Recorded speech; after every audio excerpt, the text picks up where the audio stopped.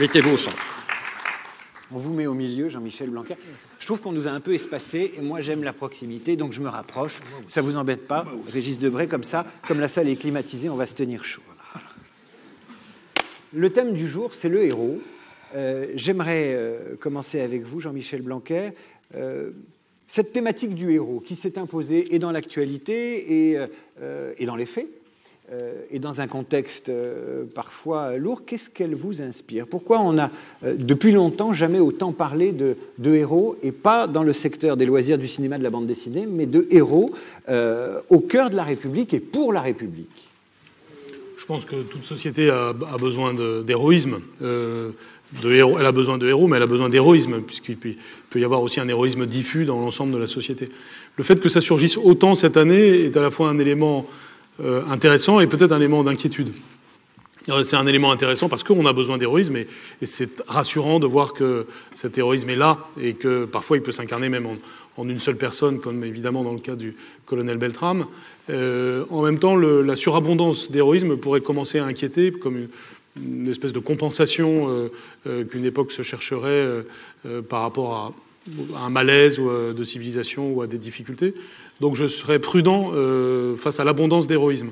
Je pense qu'on a besoin tout simplement que l'héroïsme soit valorisé en tant que tel, parce qu'on a besoin d'un idéal, on a besoin de tendre vers cet idéal, et que l'héroïsme nous rappelle finalement des valeurs absolues qui doivent rester nos points de repère. De ce point de vue-là, c'est bien. Maintenant, si on devient obsédé par la figure du héros, il y a un basculement auquel il faut prendre garde. Mais en tout cas, je pense que je préfère une société où on parle un peu trop d'héroïsme qu'une société où on n'en parlerait pas assez. Donc voilà ce que ça m'inspire a priori. Maintenant, je pense que tous les débats d'aujourd'hui ont sans doute permis de voir que derrière le mot de héros, il pouvait y avoir beaucoup de choses. Et je pense qu'on est obligé un petit peu d'affiner ce qu'on met derrière ce mot pour pouvoir en parler bien. Mais ce que cela m'inspire, c'est que la première chose ça m'inspire, c'est qu'on a besoin d'héroïsme, bien sûr. Alors nous, à l'école de guerre aujourd'hui, on n'est pas obsédé par les héros, on est passionné par les héros et cette notion d'héroïsme. Régis Debray, qu'est-ce qu'elle vous inspire, vous, cette notion d'héroïsme qui a toujours été présente dans l'histoire, mais qui, cette année, a pris une connotation assez particulière et qui est présente? Oui, présente dans l'histoire, mais assez absente dans l'histoire contemporaine tout de même. Et bienvenue, le retour du héros. Mais il revient de loin. Il revient de loin pour plusieurs raisons. D'abord, c'est parce que nous ne vivons pas une époque de guerre, en tout cas de guerre mondiale, de guerre sur le sol national. Et rappelez-vous que le héros est à l'origine un héros par ses faits d'armes. Or, nous vivons une époque plutôt de paix, et je veux dire avec une certaine suspicion envers le sacrifice, parce que tout de même, notre société, c'est un peu le tout à l'ego. Et le tout à l'ego, c'est le contraire du sacrifice, c'est-à-dire du sacrifice de soi pour les autres. Par ailleurs, et je suis tout à fait d'accord avec ce que vient de dire mon ami Blanquer, mais il faut se garder de banaliser cette notion de héros. Le héros n'est pas un casse-cou. Le héros n'est pas un acrobate. Le héros n'est pas un joueur de foot. Le héros est une personnalité, est une personne tragique, c'est une personne paradoxale, parce que, si vous voulez, le héros est un perdant. C'est un perdant parce qu'au bout de Napoléon, il y a Sainte-Hélène, au bout de Jean Moulin, il y a la torture et la mort, et même au bout d'Achille, si j'ose dire, il y a le talon. Hein, bon. Donc le héros est paradoxal parce que c'est un perdant qui nous fait envie. Et je ne crois pas du tout que ce soit une notion facile parce qu'en démocratie, on n'aime pas les perdants.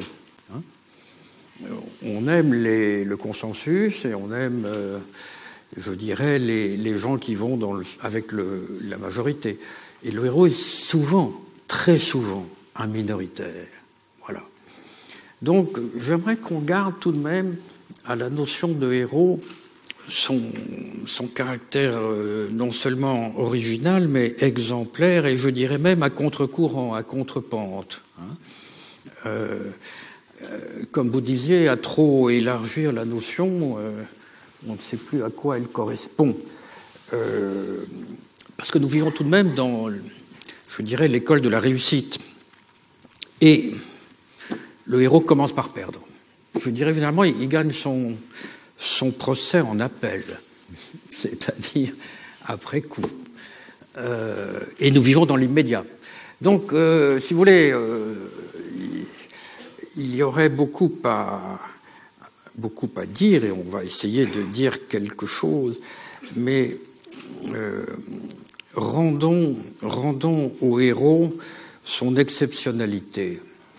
Et je dirais que c'est de moins en moins facile d'être héroïque aujourd'hui.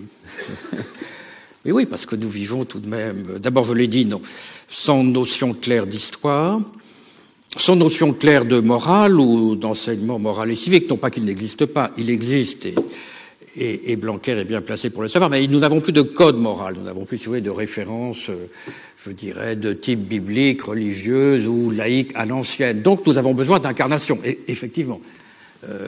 Là où il n'y a pas de concept, on a besoin d'exemples. Donc, importance du héros. Mais n'en faisons pas un Superman. Hein. Superman, c'est dans les BD. Superman, c'est qui vient sauver le monde.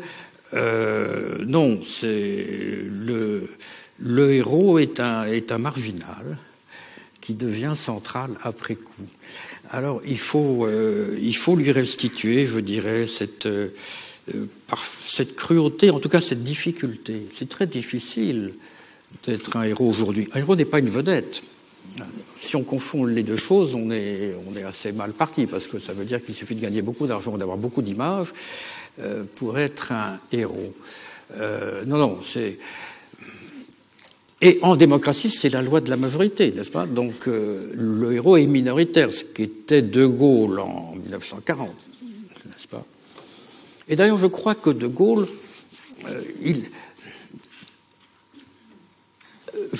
n'aimait pas être un héros. Il aurait été un héros s'il avait été à la tête d'une légion française annexée à l'armée britannique et qu'il avait fait une belle guerre. Il a fait mieux, De Gaulle, il a fait une belle paix. Donc c'est un grand homme. C'est pas la même chose. Un grand homme est quelqu'un qui, je dirais, fait l'histoire parce qu'il a fait mieux qu'une belle guerre, il nous a fait une belle paix, n'est-ce pas? Donc, et rappelez-vous que la notion de grand homme que Voltaire aimait beaucoup, il l'opposait à celle de héros. Le héros est un saccageur de province. Le grand homme, c'est l'inventeur, c'est le savant, c'est le philosophe, c'est un homme de paix. Voilà. Donc, je préfère écouter Jean-Michel Blanquer. Alors, ce qui est héroïque. Bon. Jean-Michel Blanquer, on a bien écouté ce qu'a dit Régis Debray.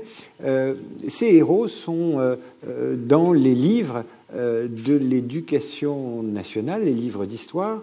Ils le sont par intermittence et au gré d'une forme de relativisme. Je prends un exemple. C'est 2018, centenaire de la paix de 1918. Je schématise. Mais le poilu, il y a 50 ans, était un héros. Aujourd'hui, c'est une victime. Donc il y a une forme de relativisme héroïque qui s'est invitée à l'éducation nationale. C'est-à-dire qu'aujourd'hui, c'est la figure de la victime qui est héroïsée. Et évidemment, vous avez parlé des temps démocratiques et de l'ego. Pardonnez-moi, mais qu'est-ce qu'il y a de plus égotique souvent qu'une victime? Absolument. On est d'accord, Régis Debray, on est aussi réac l'un que l'autre. Hein. Et... Non, mais c'est vrai que la victime gagne sur tous les tableaux. Et oui, elle gagne sur tous les tableaux. Quelle est la position du ministre de l'Éducation nationale par rapport à ça, par rapport à cette sortie de l'héroïsme d'un certain nombre d'acteurs qui étaient jugés comme tels? On disait c'est des héros, et puis petit à petit on les a fait descendre du piédestal et on les a transformés en victimes. Pardonnez-moi pour cette question un peu longue. Non, je vous en prie. Je pense qu'il y a plusieurs questions dans votre question. En fait, d'abord, il y a la question des personnages héroïques de l'histoire et leur statut dans l'histoire telle qu'on l'apprend aux enfants, parce que c'est pas Clémenceau qui est descendu au rang de poilu. C'est qu'on parlait plus de Clémenceau, on parle plus du poilu, et on parle du poilu d'une manière différente. Donc il y a au moins deux sujets derrière ça. D'abord, il faut parler de Clémenceau. Et donc oui, on a besoin des personnages historiques, qui ne sont pas forcément des héros d'ailleurs, Et là, de ce point de vue-là, j'ai toujours été très clair sur ce qui me semblait nécessaire, en ayant toujours une vision qui est la suivante, qui est que je pense qu'on doit toujours aller du plus simple au plus complexe. Parce que le héros absolu n'existe pas, ou alors c'est un dieu. Le héros, par définition, d'ailleurs, est un demi-dieu. C'est un peu le statut antique du héros. Et donc, il y a toute une série de signes égaux qu'on ne doit pas faire entre héros et Superman, entre héros et acrobate, entre héros et perfection. Le héros n'est pas quelqu'un de parfait. Le héros est quelqu'un qui a du courage. Et ce courage peut aller jusqu'au sacrifice de soi-même, mais ça peut aussi ne pas aboutir au sacrifice de soi-même. Mais en tout cas, ce qui va de pair avec la notion de héros, c'est celle de courage. Et il est exact que dans l'histoire, il y a des moments de courage. C'est par exemple le titre du livre de Kennedy avant d'être président, c'est sur ces profils de courage qui ont rythmé l'histoire américaine. Et premièrement, oui, ça existe. Donc je trouve que c'est parfois une manière historique un petit peu prétentieuse de considérer qu'il n'y a pas de héros, parce que si, il y a des héros dans l'histoire, et il faut savoir les reconnaître. Et d'ailleurs, s'ils n'avaient pas été là, comme celui que nous avons cité, peut-être nous ne serions pas en démocratie, ou peut-être nous ne serions pas là. Donc oui, ce sont des héros à ce titre, ils doivent être reconnus même d'un point de vue historique. Et ensuite, toutes les relativisations que l'on peut faire de ces héros, parce que relativisation, il y a forcément, si vous prenez le général de Gaulle, c'est tout sauf un saint, et il y a beaucoup à dire pour le critiquer. Il n'en demeure pas moins que ces critiques, ces relativisations, elles peuvent arriver ensuite. Il est normal qu'à l'école primaire, ce soit des idées relativement simples qui passent. Vous aurez ensuite tout votre temps pour le faire. C'est un principe pédagogique qui s'applique à notre thème. Je prends souvent l'exemple. Moi, je suis un professeur de droit au départ. Et une des théories que j'ai pu développer de manière un petit peu précise, c'est le fait que la hiérarchie des normes n'existe peut-être pas. Mais c'est une approche de doctorat. Si j'ai devant moi des élèves de première année, je vais leur expliquer la hiérarchie des normes. Et puis après, une fois qu'ils l'auront apprise, leur 8e année, je leur expliquerai peut-être pourquoi elle n'existe pas finalement.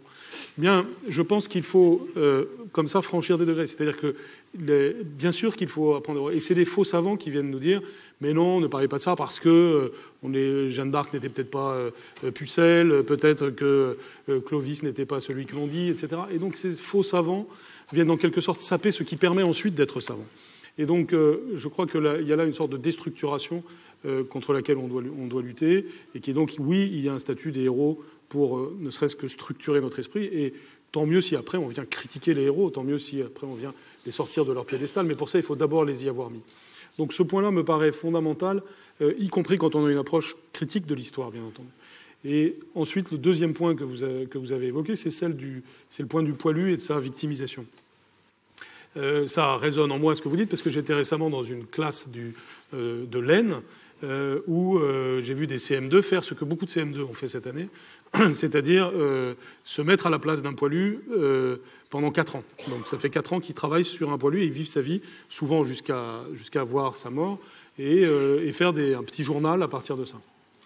Je trouve que c'est un exercice pédagogique extrêmement intéressant et qui conduit à la fois à valoriser la figure du héros, parce que à la fin, c'est un poilu qui, en effet, a donné sa vie pour son pays et bien souvent l'a fait de manière finalement héroïque, malgré une vie très prosaïque dans les tranchées. Et le fait d'être dans ce réalisme me paraît plutôt assez positif en réalité. En revanche, ce qu'on doit éviter, effectivement, c'est les anachronismes, c'est la projection de sentiments qui relèvent un petit peu de la psyché contemporaine, disons, alors plaqués sur des réalités qui ne sont pas celles-là. Je pense parfois, on entend des gens, c'est tout juste s'ils disent pas, il n'y avait pas de cellules d'écoute psychologique dans les tranchées. C'est ça, tout à fait. Voilà. Alors ça nous renvoie au problème de l'anachronisme assez fréquent dans notre manière de parler du passé aujourd'hui, et donc là, c'en est une. Mais ne perdons pas ce que ça a de certains aspects positifs, c'est-à-dire, je pense que les élèves de France ces derniers temps, à l'occasion un peu du centenaire, ont finalement peut-être mieux compris une certaine intimité du poilu, notamment par exemple au travers des journaux intimes, etc. Et donc je ne pense pas que ça déshéroïse, parce que au contraire, ça fait sentir la vraie valeur du sacrifice au-delà du mythe. Donc il y a quelque chose de positif si on enlève la gangue que vous avez vous-même très bien définie. Je me souviens du musée de la Grande Guerre de Meaux, qui il y a quelques années avait créé le compte Facebook d'un poilu. Il était à la guerre et il se racontait sur Facebook, c'était absolument bouleversant. Et d'ailleurs, ça se finit mal. donc ce qui était probable si on suit les statistiques. Régis Debray, on va panthéoniser Simone Veil dimanche. Ça va être un moment important de notre vie républicaine. Vous avez fait un distinguo tout à l'heure, vous avez dit la démocratie c'est le royaume de l'ego, mais la France est encore une république. Comment le héros vit dans cette république revendiquée comme telle, qui a tout le cérémonial, tout le rituel d'une république, mais qui est bien obligée de faire avec la matière première qu'elle a et qui est devenue une matière première démocratique avec la télé, les réseaux sociaux, l'ego, l'individualisme et puis l'émancipation de l'individu qui échappe au groupe, au clan, à la communauté, émancipation naturelle. Oui, avant de vous répondre, j'aimerais revenir à ce que disait Blanquer sur le poilu et la Grande Guerre. On a requalifié le poilu. Hein. C'était un héros, c'est une victime. C'est-à-dire celui qui mourait pour la patrie, on a beaucoup dit, il est mort à cause de la patrie. Et en quelque sorte, on a sacralisé a contrario le poilu en tant que victime, ce qui en dit beaucoup tout de même sur l'esprit de l'époque. Et vous disiez très justement que c'est un homme qui avait une vie très prosaïque. Oui, on peut dire que le héros est un homme ordinaire qui fait des choses extraordinaires. Un peu le cas de Simone Veil, une femme. Bon, mais donc, ça c'est un point. Vous évoquiez également les problèmes d'image. Attention, il n'y a pas de héros sans légende. Hein. Il faut qu'un héros ait un récitant, il faut que Bonaparte ait un Delacroix ou un Géricault pour qu'il y ait le pont d'Arcole. La réalité est que le pont d'Arcole, Bonaparte est tombé le cul dans la boue. Bon. Mais bon, Bonaparte est devenu un héros. Il avait qualité pour l'être, mais encore que pour De Gaulle, Bonaparte n'était qu'un héros. C'était pas un grand homme. Il se préférait trop lui-même à la cause de la France. Bon, mais il y a un problème aujourd'hui, c'est qu'on instruit à charge. Toutes les biographies consistent à déboulonner les statuts. D'ailleurs, il y en a de moins en moins de statuts, vous êtes d'accord ? Elles sont mal lues. Et néanmoins, oui, nous avons en République besoin de légendes. Je ne sais plus qui disait qu'un peuple sans légende meurt de froid, et que nous avons... il y a un appel du héros ou de l'héroïne, et il est très symptomatique. Enfin, je vais vous raconter une histoire. Le 18 juin, le dernier héros que j'ai vu de mes yeux, c'est Daniel Cordier. D'accord ? Il a été fait Grand Croix de la Légion d'honneur par le président de la République, qui a fait d'ailleurs un excellent discours, même si j'ai pu en discuter avec lui après. Le lendemain du 18 juin, dans le 19 juin, j'ouvre la télévision, j'ouvre la presse, je n'entends parler ni des compagnons de la Libération, ni de l'appel du 18 juin, ni de Daniel Cordier. J'entends parler d'un adolescent qui interpelle le président de la République. D'accord ? Donc, escamotage complet du fond historique au bénéfice d'une anecdote. Celui qui lui dit Manu. Celui qui lui dit Manu. Le grand ennemi du héros, c'est l'info. Parce que l'info, qu'est-ce que c'est qu'une information ? C'est l'inverse d'une probabilité d'apparition. C'est-à-dire que personne ne s'attendait à ce que le président soit interpellé par un adolescent, alors que tout le monde s'attendait à ce qu'il parle des compagnons de la Libération. Eh bien, voilà, j'ai été très choqué. Vous disiez que la République a besoin de héros. Oui, mais il y a une logique de l'information qui fait qu'on cherchera plutôt la petite bête ou l'anecdote ou l'imprévu ou l'insolite au lieu de l'épique, disons, c'est-à-dire du rappel historique. Et ça, moi, j'ai ressenti assez douloureusement ça. Alors, compagnons de la Libération, je crois qu'ils sont 1036, n'est-ce pas ? 6 femmes. Donc, on a changé d'époque. Et c'est très bien que Simone Veil vienne un peu, pas rétablir la parité, mais rappeler l'autre moitié du ciel, effectivement. On pourrait objecter est-ce que c'est une héroïne ou simplement une grande femme, comme on dit un grand homme. Elle a peut-être été les deux à des moments différents. Un héros choisi, il ne subit pas. Daniel Cordier a choisi de partir pour Londres. Il n'a pas été pris dans une rafle. Il n'a pas été coupable parce qu'il était né, ce qui est le cas de nos amis juifs. Il s'est voulu coupable, délibérément, en rompant avec l'orthodoxie de son milieu et du régime de son époque, n'est-ce pas? Donc, alors, que Simone Veil ait été une grande dame, c'est évident. Elle a subi des choses affreuses en camp de concentration, elle a vu sa mère disparaître sous ses yeux, elle a affronté le malheur avec beaucoup de courage. Je note qu'on la met tout de même au Panthéon et non pas aux Invalides, parce que, contrairement en Angleterre, où c'est à Westminster qu'on met tout le monde, hein, les rois, les militaires et les grands hommes, et les savants, etc. Nous avons le grand homme pour le Panthéon, le héros militaire pour les Invalides. C'est tout de même deux choses différentes. Et que Simone Veil aille au Panthéon, ça me semble très bien. J'avoue que je me sentais peut-être un peu plus à l'aise avec Germaine Tillon, avec Pierre Brossolette. On parlait d'un perdant qui nous fait envie. Pierre Brossolette s'est donné la mort. La fin d'un héros est plutôt tragique que récompensée, n'est-ce pas?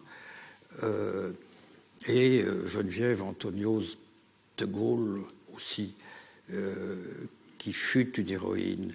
Voilà, donc c'est très bien que les femmes reviennent un peu sur le devant de la scène, parce qu'elles étaient un peu, comment dirais-je, évincées, non pas par une malveillance, mais par le fait qu'à l'époque, il fallait faire la guerre et que les hommes étaient plutôt faits pour la faire que les femmes.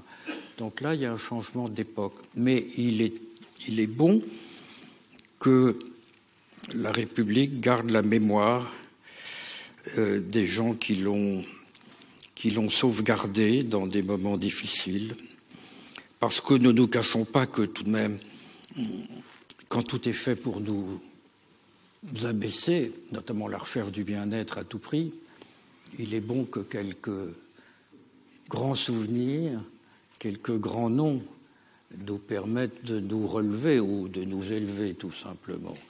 Donc, bienvenue à la cérémonie du Panthéon. Je crois que le ministre de l'Éducation aura sans doute à ajouter un nom au manuel d'histoire, voire plusieurs noms, et peut-être lutter contre cette manie de la débine, de la déglingue, du rapetissement, ce que j'appelle l'éternel procès à charge. N'est-ce pas?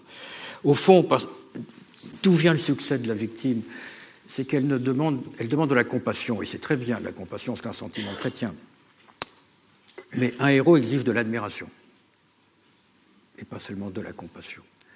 Et nous avons besoin d'exercices d'admiration, à l'école comme dans la vie. Charles Pépin, Régis Debray, nous l'a dit en introduction de cette rencontre. L'exercice d'admiration au moment de l'ego et dans la démocratie de l'ego, il est compliqué, puisque c'est quand même vachement mieux de s'admirer soi. Oui. Jean-Michel Blanquer. Non, je pense que la question de l'admiration est en effet des questions clés autour de la question de l'héroïsme. Autrement dit, oui, on a besoin d'admiration. Mais si ça a déjà été dit ici, je ne vais pas le répéter, mais je pense que c'est un exercice très sain que de pratiquer l'admiration. Moi, j'ai un certain nombre de personnes que j'admire. Je suis heureux de les admirer. Ça, c'est quelque chose des personnes vivantes, y compris, bien sûr. Mais Régis Debray, il dit qu'il faudrait les protéger un peu, nos héros, dans les livres. Oui, j'ai bien compris. Que les livres deviennent des panthéons. C'est tout à fait raccord, si je puis dire, avec ce que je disais tout à l'heure. Donc, il ne va pas y avoir. Il y a souvent peu de distance entre nous deux, hein. Sauf que la tonalité sera un peu plus pessimiste ici, un peu plus optimiste là.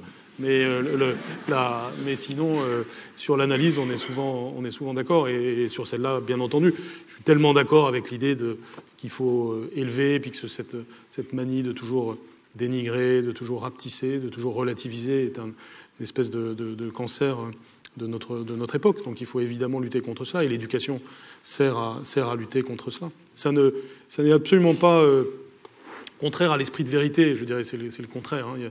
C'est un petit peu ce que je disais tout à l'heure sur l'histoire. Si on recherche la vérité, on recherche aussi la grandeur. Parce que derrière l'enjeu de la vérité, il y a l'enjeu de la grandeur. Je crois que le sujet du bien, le sujet du vrai et le sujet du beau, qui nous ramène à la question de l'élévation des esprits, sont les sujets qui sont derrière la figure du héros. Hein. C'est le sujet du bien, bien entendu, puisque c'est la question des valeurs. Mais il y a le sujet de la vérité, finalement. Quelle est la vérité du héros? Donc je crois qu'il faut tout de suite admettre que le héros n'est pas un saint. Je crois qu'il faut et donc le héros peut être la figure du bien, mais il n'est pas le bien absolu. Il peut être une figure absolue du bien, mais il n'est pas la figure du bien absolu. Et puis la figure du beau aussi. Il y a la question esthétique. D'ailleurs, un des aspects imparfaits du héros, c'est précisément s'il a envie d'être admiré. Et ça, c'est quelque chose qui vient là. Et puis le héros nous plaît par son esthétique aussi. Si vous regardez le tableau de David à la veille de la Révolution française, le fameux serment des Horaces avec et c'est une esthétique de l'héroïsme très néoclassique, antique, qui là aussi nous renvoie à la question du beau. Donc oui, bien sûr, derrière le héros, il y a la question de l'élévation des esprits, c'est évident, et c'est une des raisons pour lesquelles nous en avons besoin. Régis Debray, Jean-Michel Blanquer citait les compagnons de la Libération, il n'y en a plus guère. Il disait aussi, c'est souvent les guerres ou les moments de conflit qui fabriquent des héros. Nous vivons dans une époque de paix, et donc il faut reconsidérer notre vision du héros, et c'est une excellente chose que Simone Veil entre au Panthéon, tout en disant elle n'a pas choisi à un moment donné son destin, elle a peut-être choisi ses combats par la suite. Quelles seront, d'après vous, et c'est une question que je vous pose à tous les deux, mais je vous la pose d'abord à Jean-Michel Blanquer, quelles seront les qualités du héros moderne? Imaginons qu'on n'ait pas de guerre et que on réinvente un peu les critères de sélection, les critères d'affection, les critères d'admiration. Donc d'abord, faisons une petite catégorisation du héros. Je pense que il y a le héros tel qu'on l'entend, qui court un peu dans notre discussion, donc qui est quelqu'un de visible, qui est une figure historique souvent, et en tout cas quelqu'un qui est reconnu comme héros. Je ne pense pas qu'on puisse se cantonner à cette figure de héros. Il y a de l'héroïsme diffus, encore une fois, et je pense qu'en réalité, il y a un potentiel d'héroïsme chez chacun. Et il y a beaucoup d'héroïsme dans la vie quotidienne de beaucoup de gens. Et je crois que ça, c'est important à souligner. Et c'est évidemment ce que l'éducation doit permettre de faire valoir. Donc il y a déjà cela. Ensuite, on peut, dans la formation, dans l'éducation, conduire à ce que des valeurs qui tendent vers l'héroïsme se développent. Ça paraît assez indispensable. Et donc, on est héros parce qu'on est un initié, d'une certaine façon. C'est une des catégories du héros. C'est-à-dire on est héros parce qu'on a été formé à des valeurs qui vont ensuite mener à l'héroïsme. C'est évidemment quelque chose qui doit habiter l'éducation, parce qu'en effet, on doit avoir des enfants et des adolescents et des points de repère qui les amènent à cela. Et la notion d'initiation vaut d'ailleurs beaucoup dans l'Antiquité pour amener à l'héroïsme, ou même si vous regardez en Afrique, l'initiation du jeune garçon, par exemple, est fait pour l'amener à être capable d'affronter un lion, à être capable d'être un héros le moment venu, et d'aller à la guerre en particulier ensuite. Donc il y a le héros, il y a, je dirais, la moitié du sujet, c'est la formation du héros, formation à être possiblement un héros. Mais il y a aussi le héros spontané. Un incendie se déclare dans la pièce d'un côté, certains d'entre nous vont peut-être se conduire en héros pour aller sauver quelqu'un, d'autres non, et nous ne le savons pas vraiment à l'avance, et les circonstances créent de l'héroïsme. Et c'est vrai des individus, comme c'est vrai des collectivités ou des États. Ce sont les circonstances exceptionnelles qui nous révèlent à nous-mêmes. Ce qu'il y a d'intéressant dans le cas de la France, c'est qu'en fait, on a parfois un certain pessimisme sur sa capacité à affronter les temps nouveaux, à être toujours de son temps, à être digne d'elle-même. Et puis des circonstances nous révèlent à nous-mêmes, et je pense que certaines circonstances récentes, en fait, nous ont révélé à nous-mêmes. Parfois par la figure du héros, mais parfois aussi par la réaction collective.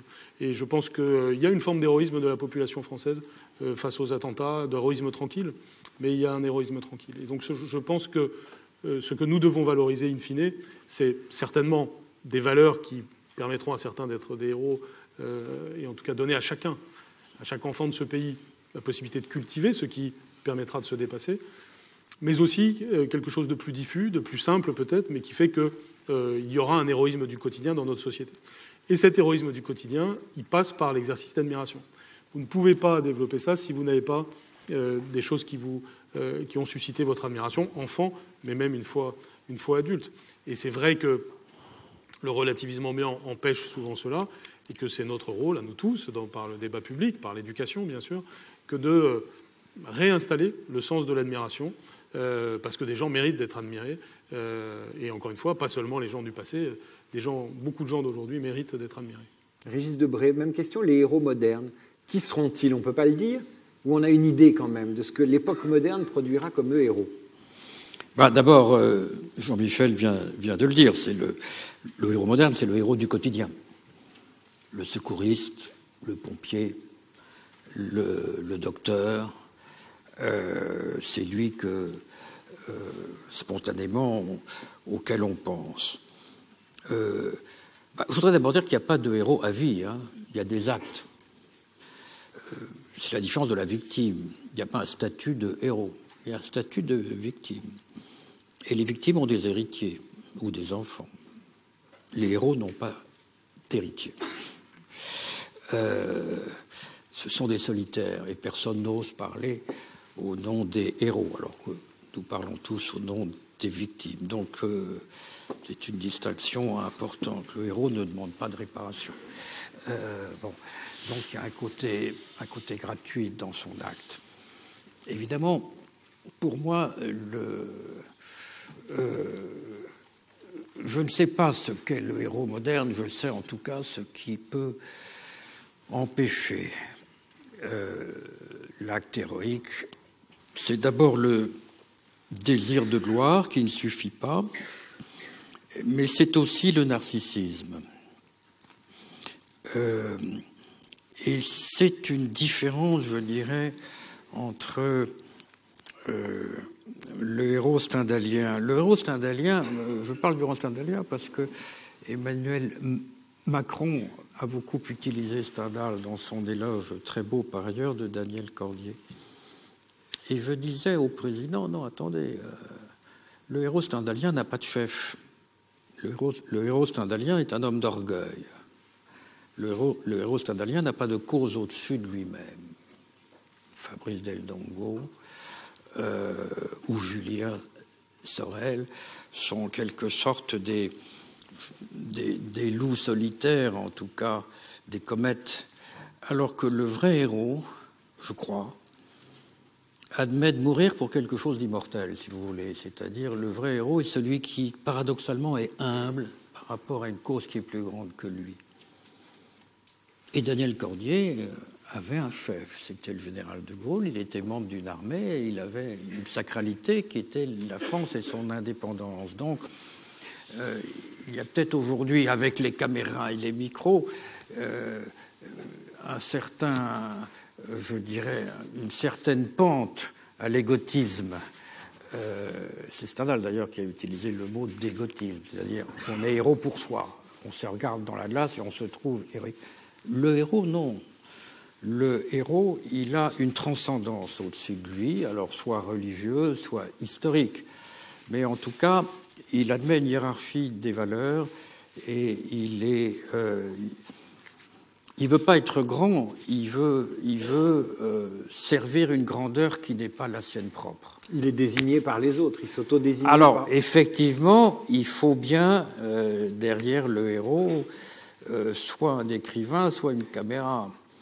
Il faut écrire la chanson de Roland, ou comme Homère, il faut écrire son Iliade pour qu'il y ait Achille et Hector. Ou Anniva. Et je dirais à la limite que Malraux a beaucoup fait pour De Gaulle, en ce sens. Bon, donc il est vrai que le héros suppose tout au bout un geste artistique ou un geste je dirais, de sublimation. Hein.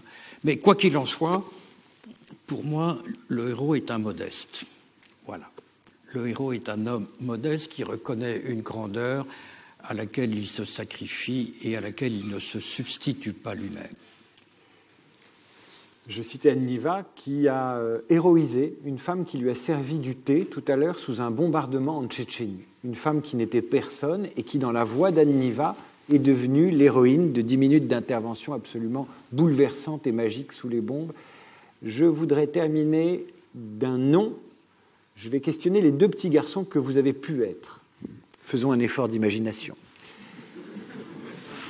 Régis Debray, quel était votre héros à 10 ans?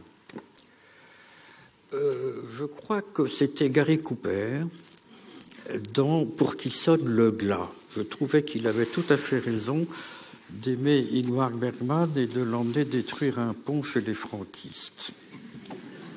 C'est clair, et ça vous ressemble, Régis Debray. Jean-Michel Blanquer, à 10 ans. Alors, je fais vraiment un effort d'introspection. Ne me dites pas que c'était Jules Ferry, on vous croit. Non, c'est toujours un piège pour moi, parce que je fais une réponse sérieuse.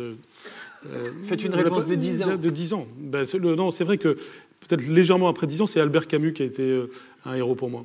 Et pour toute une série de raisons. Mais il me semblait qu'il avait toujours le mot juste. Et je crois que c'est un des points que l'on doit dire aussi, c'est la question de la justesse.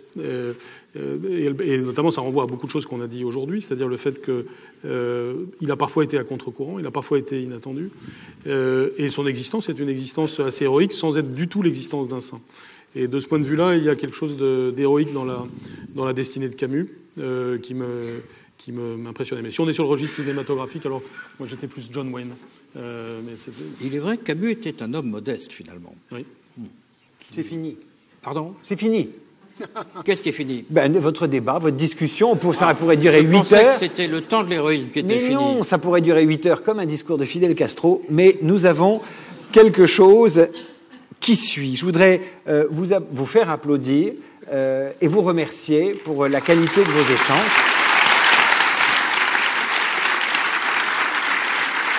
Jean-Michel Blanquer, Régis Debray, merci, messieurs.